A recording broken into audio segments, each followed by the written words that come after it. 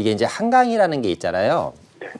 참 이게 희한한 게 이 한강이 어느 동네에서 이 한강 조망을 할 수 있느냐에 따라서 한강의 가치가 틀려요. 물은 그대로인데 이게 내가 청담동에서 한강을 바라보는지 동부 이천동에서 한강을 바라보는지 염창동 바로 옆에 가면 또 여의도잖아요. 그죠? 네, 그렇습니다. 여의도에서 한강을 바라보는지에 따라서 한강의 가치가 바뀌어요. 근데 이 강서 지역은 어떠냐?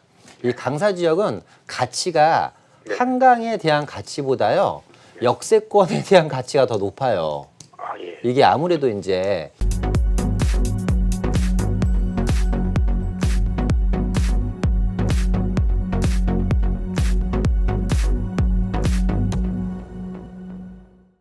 어떤 고민 가지고 전화 주셨나요?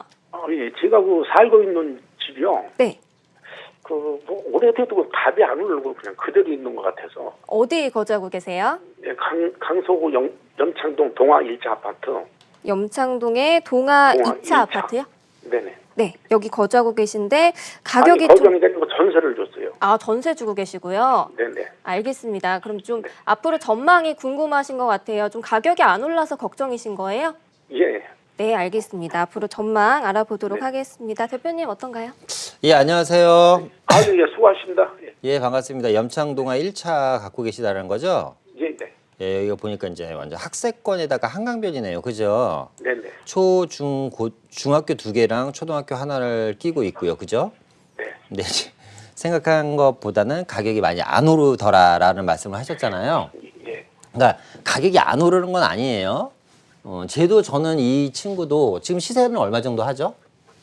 한 7억 5천에서 한 8억 정도 돼요. 몇 평이죠, 그게? 32평. 32평이 네. 한 7억 5천 정도 한다고 하면 네. 얘도 지금 보면 그럼 저점 대비해서 네. 거의 한 3억 5천 오른 거예요. 아시겠지만 언제 구입하셨어요, 이거? 9년 됐습니다. 9년 됐으면 뭐 더 올랐겠네요. 그러니까 3억 5천. 최근에 한 3, 4년간 4년 정도 최근 4년간 오른 게 한 3억 5천 정도 되니까 많이 안 오른 건 아닙니다. 그리고 이제 입지만 보면 초등학교, 중학교 2개를 끼고 있고 한강변을 이렇게 끼고 있잖아요. 그죠? 그러니까 한강변이라서 구입하신 것 같은데 이게 이제 한강이라는 게 있잖아요. 참 이게 희한한 게 이 한강이 어느 동네에서 이 한강 조망을 할 수 있느냐에 따라서 한강의 가치가 틀려요. 물은 그대로인데 이게 내가 청담동에서 한강을 바라보는지 동부 이천동에서 한강을 바라보는지 염창동 바로 옆에 가면 또 여의도잖아요. 그죠? 네, 그렇습니다. 여의도에서 한강을 바라보는지에 따라서 한강의 가치가 바뀌어요. 근데 이 강서 지역은 어떠냐? 이 강서 지역은 가치가 한강에 대한 가치보다요. 역세권에 대한 가치가 더 높아요. 아, 예. 이게 아무래도 이제 이 지역이 이제 부촌이 아니다 보니까 그죠? 네네. 그러니까 아무래도 이제 중산층들이 많이 몰려 살다 보니까 역세권에 대한 입지가 상당히 셉니다. 한강변보다는. 그런데 저는 이제 좀 주저리 얘기가 길어졌는데 결론을 말씀드리면 보유하셨으면 좋겠어요. 보유. 자, 왜 그러냐면요. 자, 첫 번째는 지금 이제 서울 시내 중위권 아파트 가격이 얼마냐면 9억이거든요. 9억. 이 9억 이하에 있는 아파트는 앞으로도 더 상승할 가능성들이 상당히 높은데요. 이 9억 이하의 아파트들 중에서도 특히나 상승률이 아주 높게 올라갈 놈들이 어떤 애들이냐면 바로 이 친구들 중에서 전세가율이 상당히 높은 애들이에요. 우리 아파트도 마찬가지로 7억 5천 정도라고 말씀하셨는데 전세가 상당히 세거든요. 서울 시내 30평대 아파트들 중에서 전세가율이 거의 60%에 해당되는 아파트들이 별로 없는데 이 지역에 있는 아파트들이 거의 전세가율이 60% 정도 돼요. 그러면 부동산이 그냥 갑자기 확 오르려면 전세가율이 몇 프로 정도 돼야지 되냐? 70% 정도에 다다르면 또 부동산 가격이 큰 상승은 일어나거든요. 근데 우리는 지금 60%예요. 50%에서 55%, 60%를 차근차근 지금 전세가율이 계속 올라가고 있거든요. 무슨 뜻이냐면 조금만 있으면 전세가율이 높은 9억 이하의 아파트이기 때문에 가격 상승에 대한 그 시너지가 상당히 높을 거라고 예상이 되고 두 번째는 아까 이제 한강이 역세권에 비해서 가격이 좀 딸린다 그랬잖아요. 그죠? 근데 우리 아파트는 또 노후도가 어느 정도 되다 보니까 시간이 지나면 뭘 하냐?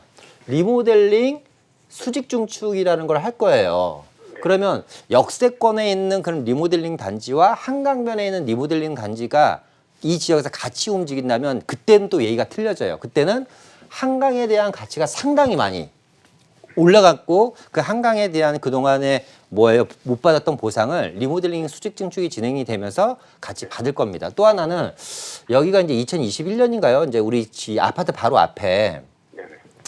이 월드컵 대교죠? 월드컵 대교. 그죠? 예, 예. 이 월드컵 대교가 이어지면 여기가 뭐예요? 상암동이죠. 상암동. 예, 예. 상암동이 업무타운이고 아래쪽에 보면 여기는 영등포예요. 영등포, 여의도. 그죠? 영등포, 여의도. 또 북쪽으로 올라가면 뭐 지도상에서 요 정도쯤 되겠네요. 마곡지구. 그러니까 월드컵 대교가 개통이 되면서 사방이 뭐예요? 업무타운과의 접근성이 상당히 좋은 단지들, 그 라인이 되잖아요. 등촌동이라든가 가양동이라든가 요 지역들이. 그죠? 네네. 특히 우리 아파트 같은 경우는 월드컵 대교 바로 앞이라서 따라서 저는 앞으로 추가 상승 가능성이 상당히 높아 보입니다. 그래서 결론을 말씀드리면 월드컵 대교에 대한 기대감으로 인해서 개통이 되고 나면 좀 더 오를 거고 역시 전세가도 많이 오를 겁니다. 두 번째는 한강면에 대해서 아직까지는 뭐 큰 한강에 대한 혜택을 많이 못 보고 있지만 수직 증축 리모델링이 진행이 된다고 하면 그때라 비로소 한강에 대한 혜택을 많이 볼 것이다. 특히나 중위권 이하의 아파트 가격들 중에서 전세가율이 높은 아파트들은 하반기 정도에 크게 상승할 가능성들이 높기 때문에 좀 더 보유하셨으면 좋겠다. 이렇게 좀 정리해 드리도록 하겠습니다. 네, 알겠습니다. 앞으로 월드컵 대교 호재도 있고 또 리모델링까지 할 수 있다고 하니까요. 조금 더 보유해 보시면 좋을 것 같습니다.